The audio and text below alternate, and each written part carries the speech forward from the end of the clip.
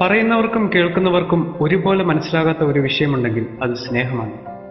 സ്നേഹം എന്താണെന്ന് ചോദിച്ചാൽ എല്ലാവർക്കും അറിയാം. പക്ഷേ അത് വിശദീകരിക്കാനും പ്രകടിപ്പിക്കാനും വളരെ കുറച്ച് പേർക്ക് അറിയാം. അതിന് കാരണം നിങ്ങളുടെ കയ്യിൽ ധാരാളം സ്നേഹങ്ങളുണ്ട് എന്നതാണ്. നിങ്ങളുടെ സ്നേഹം മുതിർന്നവരോടാകുമ്പോൾ അതിന് ബഹുമാനം എന്ന് പറയുന്നു. സ്നേഹം താഴെയുള്ളവരോടാകുമ്പോൾ അത് വാത്സല്യമാണ്. സ്നേഹം സമപ്രായക്കാരോടാകുമ്പോൾ നിങ്ങൾ അതിനെ സൗഹൃദം എന്ന് വിളിക്കുന്നു. സ്നേഹം മറ്റു പദാർത്ഥങ്ങളോടാകുമ്പോൾ നിങ്ങളത് ഇഷ്ടമാണെന്ന് പറയുന്നു. ഇതിലെല്ലാം നിങ്ങൾക്ക് സ്വാർത്ഥത കാണാൻ സാധിക്കും.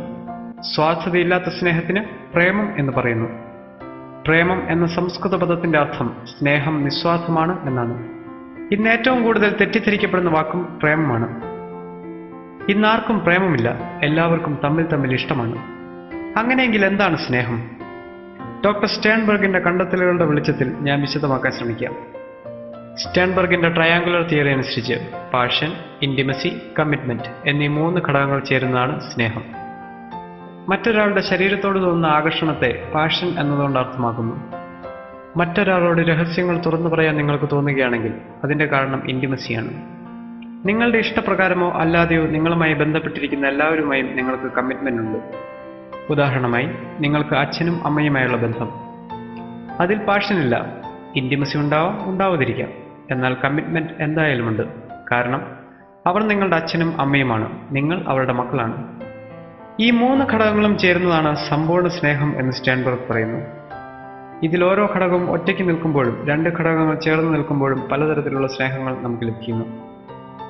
നിങ്ങളുടെ സ്നേഹത്തിൽ ഇന്റിമസിയും കമ്മിറ്റ്മെന്റും ഉണ്ടെങ്കിൽ ആ വ്യക്തി നിങ്ങളുടെ ബെസ്റ്റ് ഫ്രണ്ടാണ്. നിങ്ങളുടെ സ്നേഹത്തിൽ പാഷനും ഇന്റിമസിയുമാണ് ഉള്ളതെങ്കിൽ ആ വ്യക്തിയോട് നിങ്ങൾക്ക് തോന്നുന്നത് പ്രണയമാണ്. പാഷനും കമ്മിറ്റ്മെന്റും മാത്രമുള്ള സ്നേഹം അവിഹിതമാണ്. പാഷൻ മാത്രമുള്ള സ്നേഹം ഇൻഫാക്ച്വേഷനാണ്.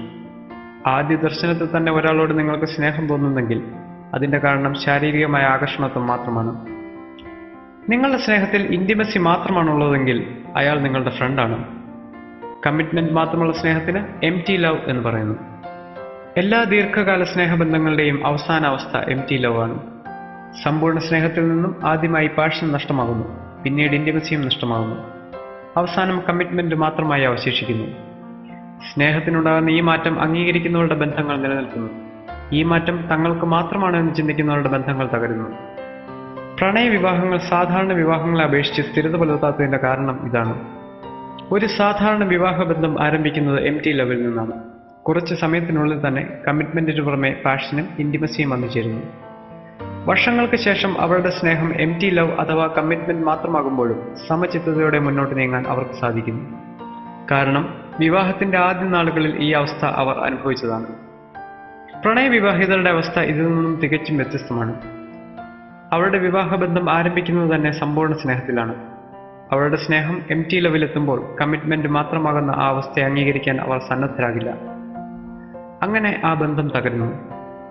ദീർഘകാലം നീണ്ടു നിൽക്കുന്ന സമ്പൂർണ്ണ സ്നേഹത്തിനായുള്ള മനുഷ്യന്റെ അന്വേഷണം മരണം വരെ തുടരുന്നു. വളരെ കുറച്ച് ആളുകൾ ദൈവത്തിൽ ആ സ്നേഹം കണ്ടെത്തുന്നു. സ്നേഹത്തെക്കുറിച്ച് അറിയാനുള്ള എൻ്റെ അന്വേഷണത്തിൽ ലഭിച്ച പരിമിതമായ അറിവ് മാത്രമാണ് ഞാൻ നിങ്ങളുമായി പങ്കുവച്ചത്. ഇതാർക്കെങ്കിലും ഉപകാരമായാൽ എൻ്റെ ആഗ്രഹം സഫലമായി. വിനയപൂർവ്വം നിങ്ങളുടെ സ്നേഹിതൻ മെൽബിൻ സുരേഷ്.